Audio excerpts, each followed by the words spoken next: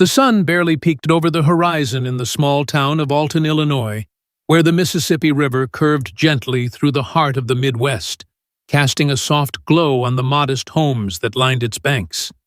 It was here, in a weathered, clapboard house with a sagging porch, that Elizabeth Harper spent her childhood, a time etched with struggle, but illuminated by lessons that would shape her into the woman she would become.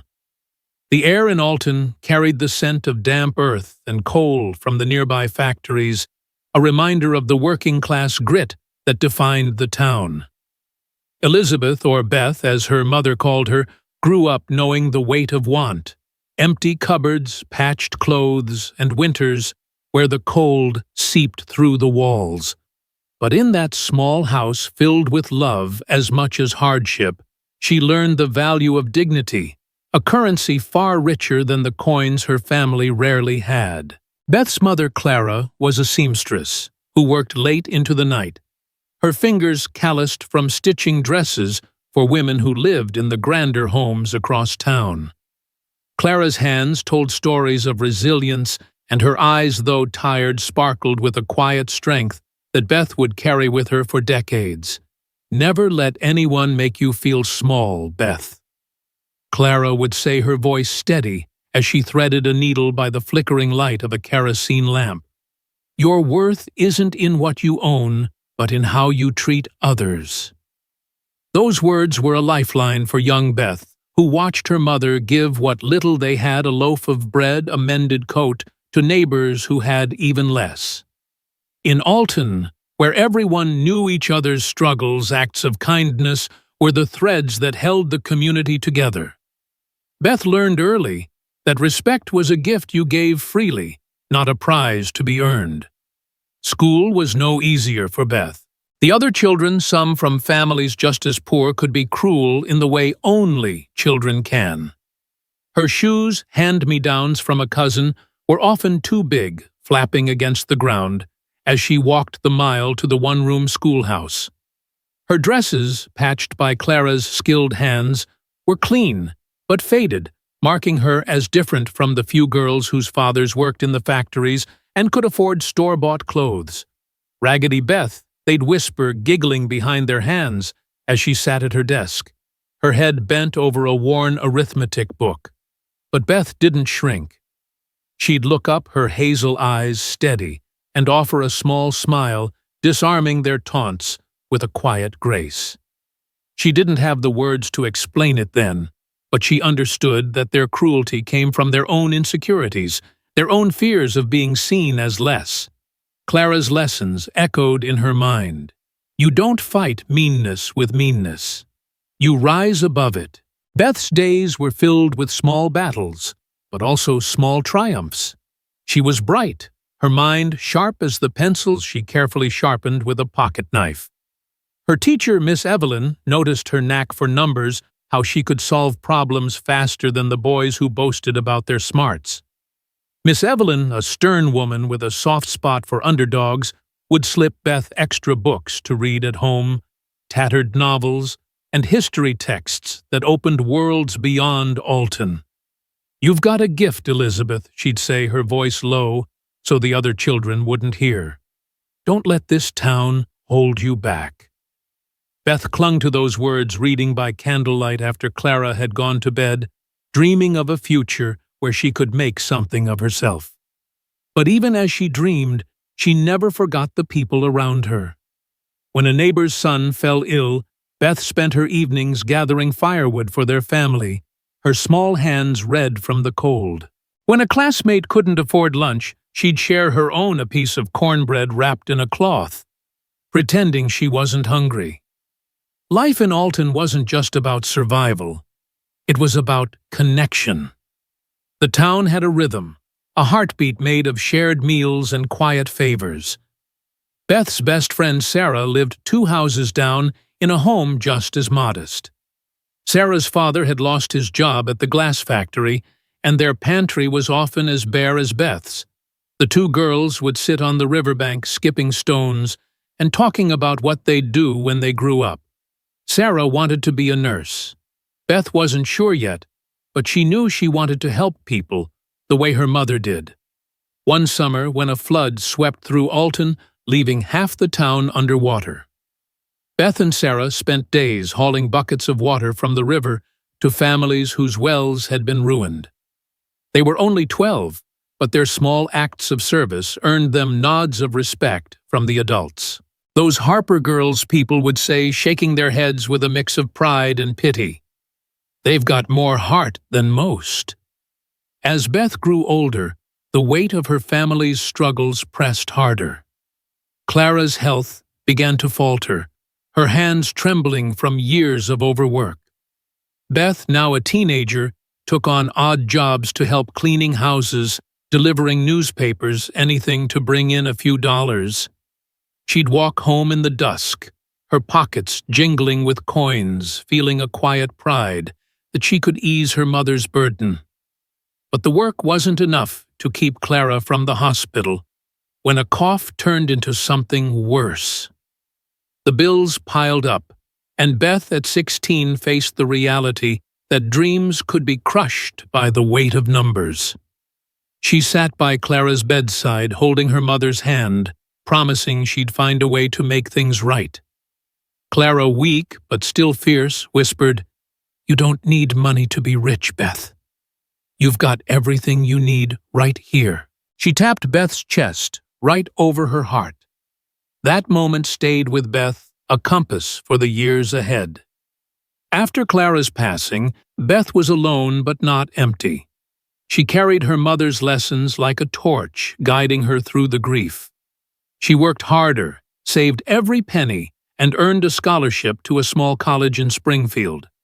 There she studied business, her mind soaking up concepts of finance and economics like a sponge. She saw numbers not just as figures, but as tools to build something better, a way to help people like her mother, like her neighbors, who deserved more than the world had given them.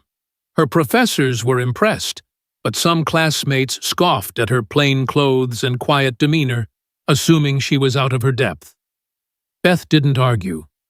She let her grades speak, graduating at the top of her class, her diploma a quiet victory over every doubt cast her way. After college, Beth returned to Alton briefly, walking the streets where she'd once been Raggedy Beth. The town hadn't changed much, but she had. She took a job at a local bank, starting as a teller, her hands steady as she counted cash and balanced ledgers. Her co-workers noticed her work ethic, her ability to connect with customers, farmers, factory workers, single mothers who felt seen when she listened to their worries. Beth didn't flaunt her ambitions, but she had them. She wanted to build something bigger, a bank that didn't just serve the wealthy, but lifted up the struggling. She saved, studied, and climbed the ranks, her eyes always on the horizon. Every promotion, every success was a step toward a dream born on the banks of the Mississippi, in a town that taught her that true wealth wasn't in what you had, but in what you gave. Beth's journey wasn't without pain. She faced skepticism, especially as a woman in a field dominated by men who wore suits worth more than her monthly rent.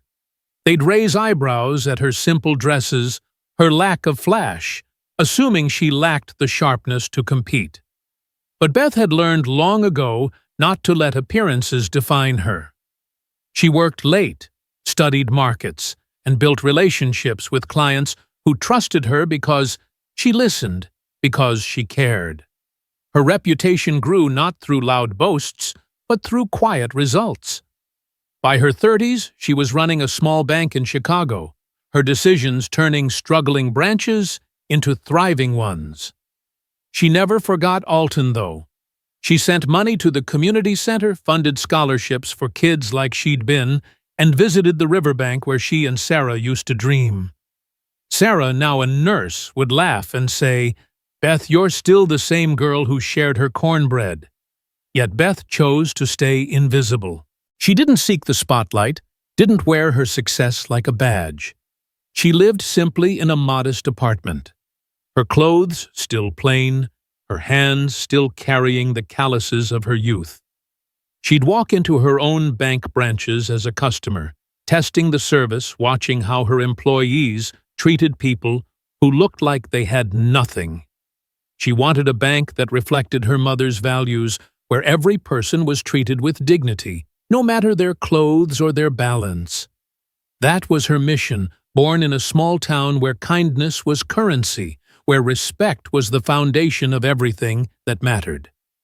And so, as she stepped into the world she'd built, Elizabeth Harper carried Alton with her, not just its struggles, but its heart, its lessons, its unshakable belief that no one was too small to make a difference.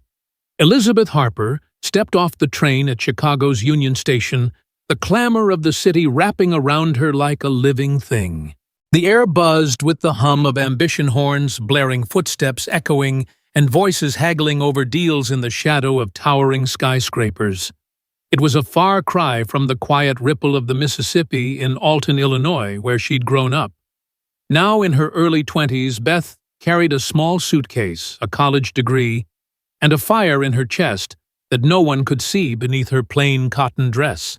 Chicago was a city of opportunity, but also a battleground, especially for a woman like her, young, unpolished, and without the pedigree of the bankers who strutted through the loop in tailored suits. She wasn't here to blend in, though. She was here to build, to turn the lessons of her childhood into something bigger, something that could change lives. But she'd do it her way, quietly, steadily, without the flash that others chased. Her first job was as a teller at Midwest Trust, a small bank on Wabash Avenue, where the marble floors gleamed, but the customer lines were long and restless. Beth stood behind the counter, her hands quick and precise, counting cash and balancing ledgers with the same focus she'd once given to her arithmetic books in Alton. The customers were a mix: factory workers cashing paychecks, mothers stretching thin budgets, and businessmen who barely glanced at her as they slid their deposits across the counter. Beth noticed everything, though: the worry in a worker's eyes when he asked about overdraft fees, the relief of a widow when Beth explained how to open a savings account for her kids. She listened, really listened, and that set her apart. "You're too soft for this business," her supervisor, Mr. Callahan, would grumble, his mustache twitching as he watched her spend extra minutes helping a confused elderly customer. But Beth didn't see it as softness. She saw it as strength, the kind her mother Clara had taught her, treating every person like they mattered. The banking world wasn't kind to women, especially not in the 1980s when Beth started. Her male colleagues, with their slicked-back hair and loud ties, treated the office like a club where they set the rules. They'd linger by the coffee machine swapping stories of deals and dinners with clients, while Beth worked through lunch double-checking accounts to catch errors no one else noticed. "You're wasting your time," one coworker. Tom sneered once, leaning back in his chair. "No one's gonna promote a girl who looks like she shops at a thrift store." Beth just smiled, her hazel eyes calm but sharp, and went back to her work. She didn't need their approval. She knew her worth, and she knew the numbers. Her branch's error rate dropped by half after she started, and customer complaints fell because she took the time to explain things clearly. The customers noticed, even if the men in suits didn't. Beth's big break came unexpectedly. One day, a regular customer, Mr. Rodriguez, a grocer from Pilsen, came in frantic. His small business loan was about to be denied because of a clerical error in his application. The loan officer, a smug man named Harold, had already dismissed him, saying, "Maybe you're not cut out for this." Beth overheard her jaw tightening. She pulled Mr. Rodriguez aside, went through his paperwork, and found the mistake: a misfiled form that understated his revenue. She stayed late retyping the application herself and presented it to Mr. Callahan the next morning. "This man deserves a chance," she said, her voice steady but firm. Callahan raised an eyebrow but approved the loan. When Mr. Rodriguez's grocery thrived, he spread the word about the teller who'd saved his dream. Soon, more small business owners from Pilsen and Little Village were asking for Beth by name, trusting her to guide them through the maze of banking. That was the spark. Beth realized that banking wasn't just about money, it was about people, about giving them the tools to build better lives. She started studying at night, teaching herself about investments, interest rates, and corporate finance. She'd sit in her tiny apartment in Rogers Park, a single lamp, lighting the pages of library books, her coffee growing cold as she scribbled notes. She didn't have the connections or the polish of her peers, but she had something they didn't: grit, and a vision that went beyond profit. She wanted a bank that served everyone, not just the wealthy. Her ambition wasn't loud, but it was relentless. Within 3 years, she was promoted to loan officer, then branch manager, each step earned through results no one could ignore. Her branches thrived not because she chased big accounts, but because she built trust with the people others overlooked. As a manager, Beth faced new challenges. The higher she climbed, the more she saw the ugliness of the industry executives who cared only about bonuses, loan officers who pushed risky deals to pad their numbers, and a culture that valued appearances over substance. At corporate meetings, she was often the only woman in the room, her simple blouses and skirts standing out against a sea of pinstripes. "You should dress the part," one executive told her, smirking as he adjusted his cufflinks. Beth didn't argue. She let her work speak. Her branches consistently outperformed others, and her customer retention rates were unmatched. She didn't need a fancy wardrobe to prove her competence, but the whispers followed her. "She's too plain. She's too quiet. She doesn't belong." Beth ignored them, focusing instead on the people she served. One story stood out in those years. A single mother, Ms. Thompson, came to Beth's branch in Englewood, desperate to save her home from foreclosure. The bank's policy was strict. Missed payments meant repossession. But Beth saw the fear in Ms. Thompson's eyes, the same fear she'd seen in her mother's when the hospital bills piled up in Alton. Instead of turning her away, Beth dug into the case, finding a loophole in the mortgage terms that allowed a grace period. She worked with Ms. Thompson to restructure her payments, even connecting her with a local nonprofit for financial counseling. When Ms. Thompson kept her home, she hugged Beth, tears streaming down her face. "You're the first person who didn't treat me like a number," she said. That moment became Beth's North Star, a reminder of why she was in this business. By her late 30s, Beth had caught the eye of Midwest Trust's board. They offered her a chance to lead a failing division, a test disguised as a promotion. The division was bleeding money, its branches in struggling neighborhoods like Austin and Humboldt Park. Her colleagues expected her to fail to prove that a woman from nowhere couldn't handle the pressure. But Beth saw opportunity where others saw loss. She visited every branch meeting with employees who were demoralized by years of mismanagement. She listened to their frustrations, their ideas, and gave them something they hadn't had in years: hope. She streamlined operations, cut wasteful spending, and launched programs to attract small businesses and first-time homeowners. Within 2 years, the division was profitable, and Beth's name was whispered in boardrooms, not with doubt, but with respect. That success led to the unthinkable, an offer to become CEO of Midwest Trust. Beth accepted, but on her terms. She didn't move to a penthouse or buy designer clothes. She stayed in her modest apartment, drove a used car, and wore the same simple outfits. She didn't want to be a figurehead, a polished face for the company's ads. She wanted to lead by example, to show that a bank could be more than a machine for profit. Under her leadership, Midwest Trust grew, acquiring smaller banks and expanding across Illinois. She introduced policies that made loans more accessible to low-income families, funded community programs, and trained employees to prioritize customer care over sales quotas. Her board meetings were different. She asked hard questions, challenged flashy proposals, and always brought the conversation back to the people they served. Yet Beth remained invisible by choice.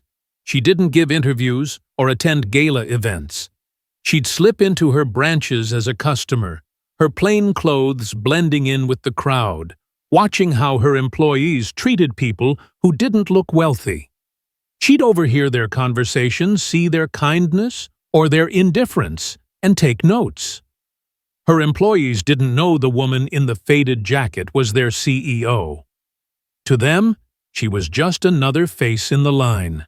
But to Beth, these visits were everything. They were her way of keeping the bank true to her vision. The vision born in Alton, where her mother taught her that every person deserved respect no matter their circumstances. Beth's empire wasn't built on flash or power. It was built on quiet moments, helping a grocer save his store, a mother keep her home, or an employee find their confidence. Each decision, each act of kindness was a brick in the foundation of Midwest trust. She never forgot the girl who'd walked to school in 2 big shoes, who'd shared her cornbread with a friend who'd promised her mother she'd make a difference. As she stood at the helm of a growing empire, Elizabeth Harper carried that girl with her, her heart still rooted in the values of a small town by the river, where true wealth was measured not in dollars, but in the lives you touched.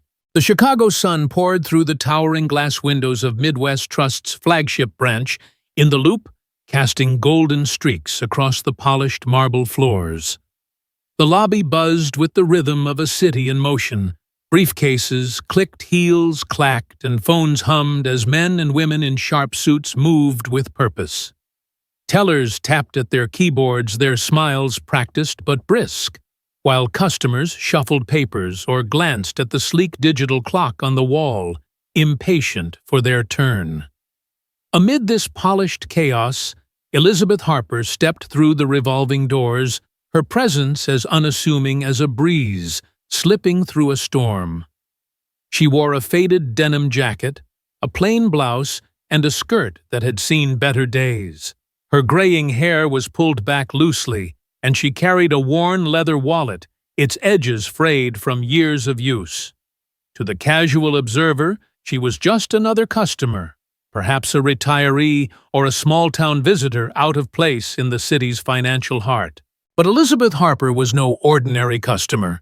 She was the CEO of Midwest Trust, the silent architect of the bank's success, and today she'd come to check on her creation to see if it still held the values she'd built it on. The lobby was a microcosm of Chicago's diversity executives in tailored suits, young professionals checking their watches, and working-class folks clutching paychecks or loan applications. Elizabeth blended in effortlessly, her plain appearance drawing little attention. She joined the line, her eyes scanning the room, taking in the details others missed, the way a teller's smile faltered when a customer asked too many questions, the impatience in a loan officer's voice as he dismissed an elderly man's concerns. She'd made a habit of these visits, slipping into her branch's unannounced, testing whether her employees treated every customer with the respect she demanded. Today, though, something felt different. The air carried a tension, a sharpness that set her on edge. At the far end of the lobby, behind a glass office, Michael Carter, the branch manager, leaned against a desk, his laughter cutting through the hum of the room. Michael was everything Elizabeth wasn't: young, polished, and dripping with confidence that bordered on arrogance. His dark blue suit was impeccable, his red tie a bold statement, and his smile was the kind that charmed clients but never reached his eyes. Michael thrived on appearances. He'd risen quickly through the ranks not because of his empathy or insight, but because he knew how to play the game, flattering wealthy clients, pushing high-margin products, and keeping his branch's numbers in the black. To him, the bank was a stage, and he was the star. He'd glance at customers in line, mentally sorting them into those worth his time and those who weren't. When his eyes landed on Elizabeth, standing quietly with her worn wallet, his lips curled into a smirk. He nudged a teller, a young man named Ryan, and whispered something that made Ryan chuckle. Elizabeth caught the exchange but didn't react. She'd faced judgment before her whole life, in fact. The whispers of Raggedy Beth from her childhood in Alton still echoed in her memory, but she'd learned to let them slide off her like rain on a window. Still, Michael's next move surprised even her. He stepped out of his office, his polished shoes clicking on the marble, and called out loud enough for the lobby to hear, "If you even have a balance, ma'am, I'll pay you double." The words landed like a slap, sharp and deliberate, slicing through the chatter of the room. Conversation stopped. Heads turned. Customers in line shifted uncomfortably, their eyes darting between Michael and the unassuming woman he'd targeted. A businessman in a pinstripe suit raised an eyebrow, amused. A young mother, clutching a toddler's hand, frowned, sensing the cruelty in Michael's tone. The tellers froze their fingers, hovering over keyboards, unsure whether to laugh or look away. Elizabeth felt the weight of every gaze, the familiar sting of being judged for her clothes, her age, her quiet demeanor. Her shoulders tensed, but her face remained calm, her hazel eyes steady as she met Michael's mocking grin. She didn't speak, didn't flinch. She'd endured worse than this schoolyard taunts, boardroom sneers, the dismissive glances of men who thought she didn't belong. But the pain was still there, a quiet ache that never fully faded. She clutched her wallet a little tighter, her calloused fingers tracing its worn edges, and stepped forward as the line moved. Michael, emboldened by the attention, leaned closer to Ryan, his voice carrying just enough to keep the room's focus. "Bet she's here to cash a $10 check," he said, chuckling. Ryan, eager to please his boss, laughed too, though his eyes flickered with unease. The other tellers exchanged glances, some smirking, others looking down at their screens, unwilling to join in, but too timid to object. Elizabeth heard every word, but she kept her gaze forward, her expression unreadable. She'd built Midwest Trust to be a place of dignity, a bank where no one was made to feel small. Yet here, in her own branch, her vision was being mocked, not just by Michael's words, but by the culture he'd fostered. A culture that valued flash over substance, wealth over worth. For a moment she wondered if she'd failed, if the empire she'd built had drifted too far from the values of Alton, from her mother's lessons about respect. When her turn came, Elizabeth stepped to the counter where Ryan stood, his smirk faltering under her steady gaze. She slid her ID across the counter, a simple card with her name and a faded photo. "I'd like to check my account balance, please," she said, her voice soft but clear, carrying a quiet authority that made Ryan pause. He typed her information into the system, his fingers moving quickly, expecting a routine transaction. But as the screen loaded, his eyes widened, his breath catching in his throat. Numbers filled the display, zeros stretching across the screen in a way he'd never seen in a personal account. He blinked, leaned closer, and checked again, certain it was a glitch. The balance was staggering, a fortune that could buy the building they stood in, and then some. His hands trembled as he glanced at the ID again, then back at the screen. "Ma'am," he stammered, his voice barely above a whisper, "your account." Before he could finish, Michael, sensing something was off, strode over, his confidence still intact. "What's the holdup, Ryan?" he asked, his tone sharp. He glanced at the screen, then at Elizabeth, his smirk returning. "Don't tell me she's actually got something in there." Ryan hesitated, his face pale, and handed Michael the printout that had just spit out from the machine. Michael snatched it, his eyes skimming the page. His laughter stopped mid-breath, his face draining of color as the numbers sank in. The paper shook in his hands, his arrogance evaporating like mist in the morning sun. He looked at Elizabeth, then back at the printout, his mind racing to process the impossible. This woman, in her faded jacket and worn skirt, wasn't just wealthy, she was the kind of wealthy that made his own ambitions look like pocket change. And then a colder realization hit him. He'd seen her name before, not on a customer file, but on internal memos on the company letterhead. Elizabeth Harper wasn't just a client. She was his boss, the CEO of Midwest Trust. The lobby fell silent, the hum of activity replaced by a hush that felt almost sacred. Customers leaned forward, sensing the shift, whispering to one another. The tellers stopped typing, their eyes locked on the scene. The young mother in line tightened her grip on her toddler's hand, her lips parting in awe. The businessman who'd smirked earlier now looked uneasy, his confidence shaken. Elizabeth, still calm, reached for the printout in Michael's trembling hand. She folded it neatly, slipped it into her wallet, and looked at him, her gaze steady but not cruel. "The real balance we carry," she said, her voice cutting through the silence like a bell, "isn't in a bank account. It's in how we treat others." The words were simple, but they landed with the weight of truth echoing in the minds of everyone who heard them. Michael stood frozen, his chest tight, his face burning with shame. The laughter he'd wielded as a weapon now echoed in his ears as a disgrace.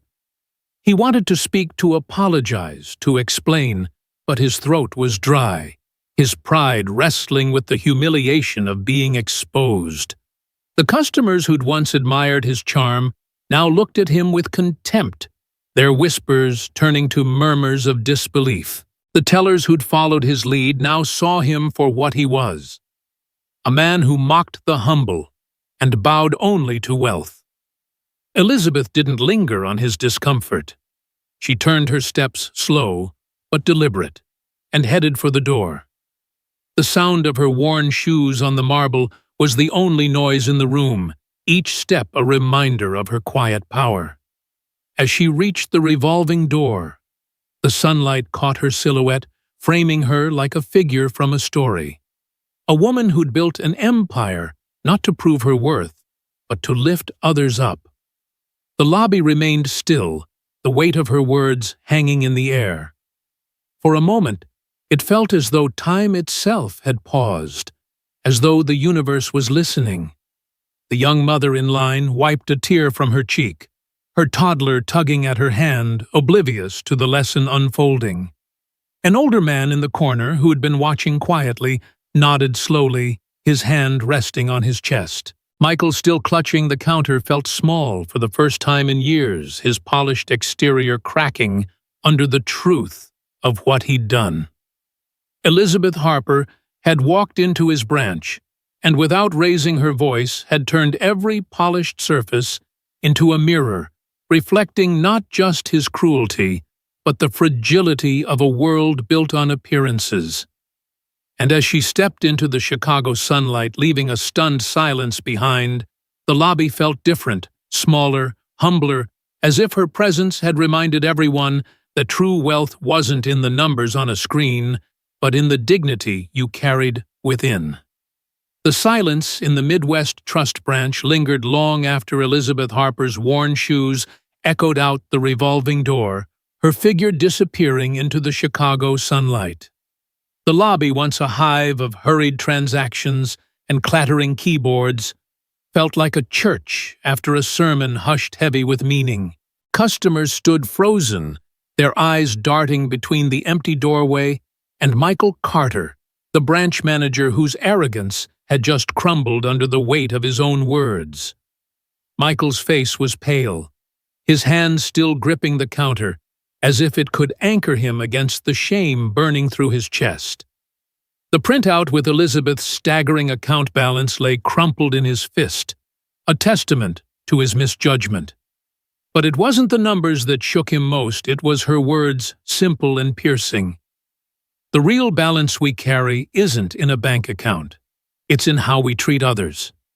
Those words hung in the air, a challenge to everyone in the room, from the tellers who'd laughed nervously at Michael's jest to the customers who'd watched the scene unfold with a mix of curiosity and ease. The young mother in line clutching her toddler's hand felt a lump in her throat. She'd come to the bank to deposit a small paycheck, bracing for the usual impatience from the staff. Elizabeth's calm dignity, her refusal to lash out despite Michael's cruelty, stirred something in her, a reminder that she, too, deserved respect, no matter how modest her account. An older man in the corner, who'd been quietly waiting to discuss a loan, pressed his hand to his chest, nodding as if Elizabeth had spoken directly to him. Even the businessman in the pinstripe suit, who'd smirked at Michael's taunt, now shifted uncomfortably, his confidence rattled by the realization that wealth and status could be so easily misjudged. The tellers, Ryan included, stared at their screens, their fingers idle, each grappling with their own role in the moment. Had they been complicit in Michael's culture of judgment? Had they too dismissed customers based on appearances? The lobby, with its gleaming marble and polished glass, felt like a mirror reflecting not just Michael's mistake, but a truth they all needed to face. Word of the incident spread like wildfire. By noon, whispers had reached the bank's other branches across Chicago, carried by employees who'd heard the story secondhand, a tale of the unassuming woman who'd turned out to be the CEO, humbling the brash manager who'd mocked her. By evening, it had reached the corporate offices in the Loop, where executives exchanged stunned glances. Elizabeth Harper, the CEO, who rarely appeared in public, had walked into her own bank and exposed a flaw in its heart. The story wasn't just gossip, it was a wake-up call. Employees began to question their own practices, wondering how many times they'd overlooked a customer's worth because of a worn coat or a hesitant voice. Customers, too, carried the story home, sharing it over dinner tables and coffee breaks, marveling at the woman who'd built an empire yet chose to walk among them unnoticed. For Michael Carter, the aftermath was a reckoning. He returned to his glass office, closing the door to escape the stares, but the weight of his actions followed him. He replayed the moment in his mind, his loud taunt, the laughter, the smug certainty that he'd pegged Elizabeth as insignificant. Now he saw it for what it was: cruelty, plain and simple. He'd built his career on appearances, charming wealthy clients, and pushing numbers to impress the board. But he'd forgotten the people who made the bank what it was. The everyday customers, the tellers, the dreamers who trusted Midwest Trust with their hopes. His pride, once his greatest asset, now felt like a chain around his neck. He sat at his desk, staring at the crumpled printout, and for the first time in years he felt small, not because of Elizabeth's wealth or title, but because he'd failed to see her humanity. By the end of the week, Michael submitted his resignation, unable to bear the whispers and the knowledge that his career had been built on a foundation of arrogance rather than service. He left quietly, his polished shoes no longer clicking with confidence, his red tie tucked away in a drawer.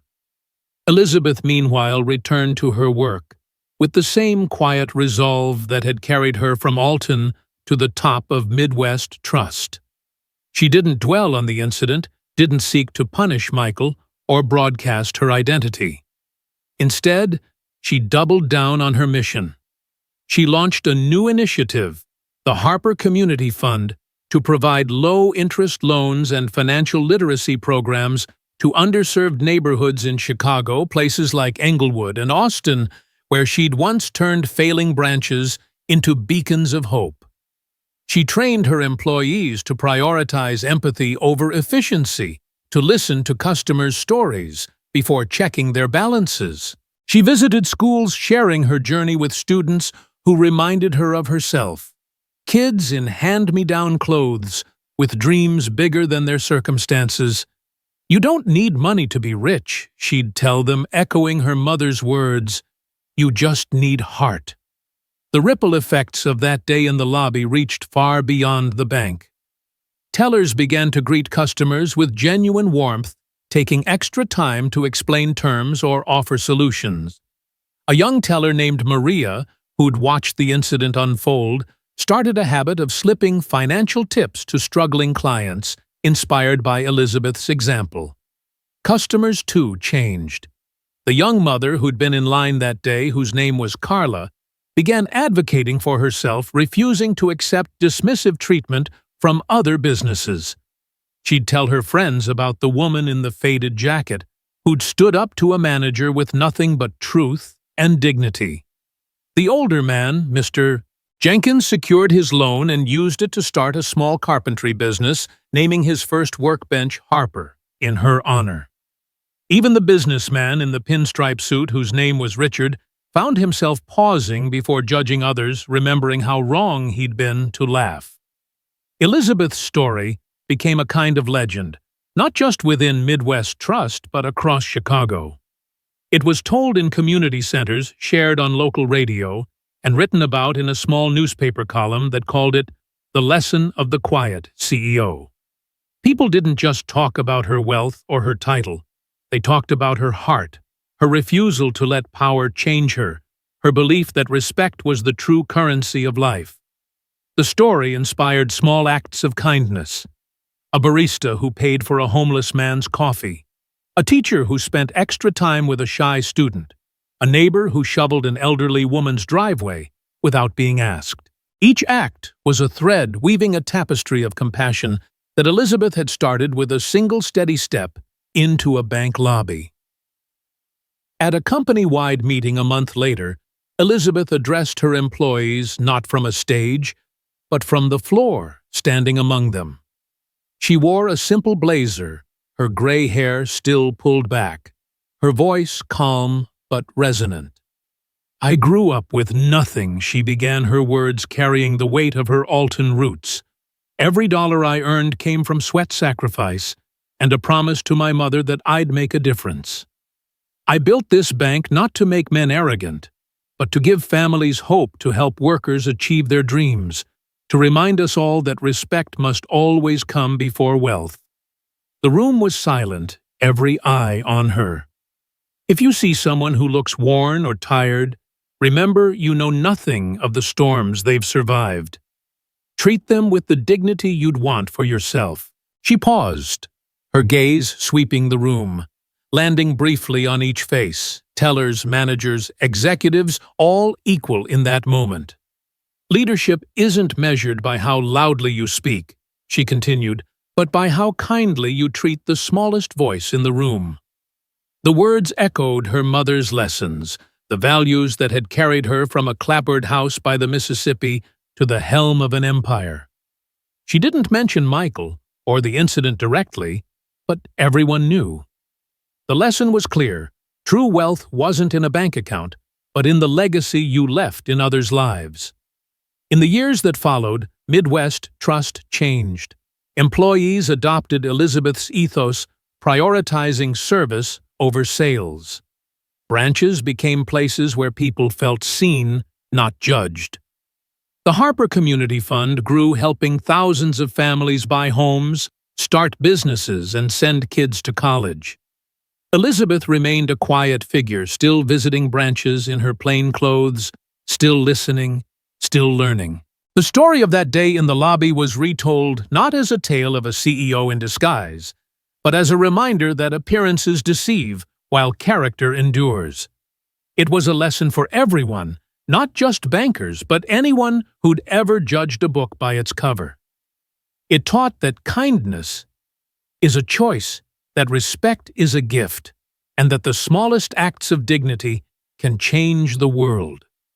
For those who heard the story, whether in a Chicago coffee shop or a classroom miles away, it was a call to action. Look closer, it said. See the person, not the clothes. Value the heart, not the balance. And live in a way that makes the world a little kinder, a little fairer, just as Elizabeth Harper had done. So take a moment today. Smile at a stranger, listen to someone's story, or offer a hand to someone who looks like they're carrying a heavy load. Because in the end, the real balance we carry is the love and respect we give to others, and that's a wealth no bank can measure.